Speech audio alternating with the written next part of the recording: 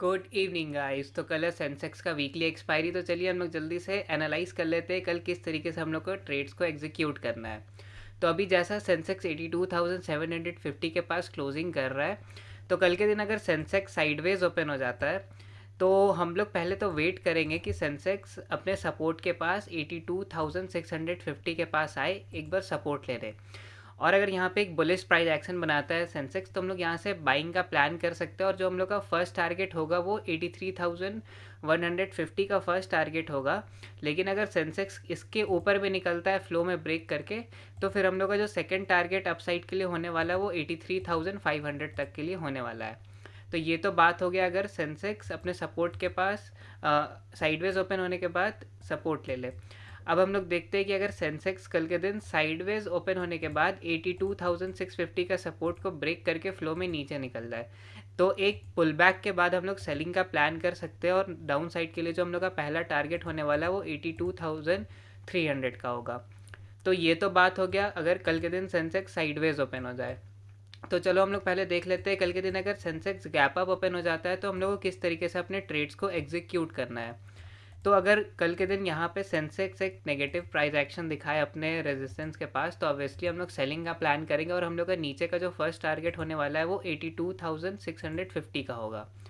और अगर कल के दिन सेंसेक्स गैप अप ओपन होने के बाद 83,150 का रेजिस्टेंस को ब्रेक करके अगर ऊपर निकलता है, तो हम लोग एक पुल बैक के बाद बाइंग का प्लान कर सकते हैं। और हम लोग का ऊपर का फर्स्ट टारगेट होने वाला है 83,500 का। और अगर इसके ऊपर भी कल के दिन अगर सेंसेक्स निकलेगा तो फिर हम लोग 84,000 तक के टारगेट्स भी देख सकते हैं। तो ये तो बात हो गया गैप अप का। चलो अब हम लोग जल्दी से गैप डाउन देख लेते हैं। तो कल के दिन अगर 82,650 के नीचे अगर सेंसेक्स खुलेगा तो हम लोग वापस से सेलिंग का प्लान कर सकते हैं एक पुल बैक के बाद। और हम लोग का पहला टारगेट 82,300 का ही होने वाला है और उसके आगे हम लोग खुद से ट्रेल कर सकते हैं लाइव मार्केट में। तो ये तो बात हो गया हम लोग का सेंसेक्स का। चलो अब हम लोग जल्दी से बैंक निफ्टी को देख लेते हैं। तो बैंक निफ्टी जब तक 51,500 के ऊपर है तो हम लोग का मार्केट बाय ऑन डिप होने वाला है। तो कल के दिन अगर बैंक निफ्टी भी अगर साइडवेज ओपन हो जाता है तो हम लोग को 51,500 में बैंक निफ्टी का अगर सपोर्ट लेता है तो हम लोग यहाँ से बाइंग का प्लान कर सकते हैं। और ऊपर की तरफ जो हम लोग का पहला टारगेट होगा वो 52,000 का होगा। और जब तक बैंक निफ्टी 51,400 के ऊपर है तब तक हम लोग बाय ऑन डिप्स का ही प्लान करेंगे।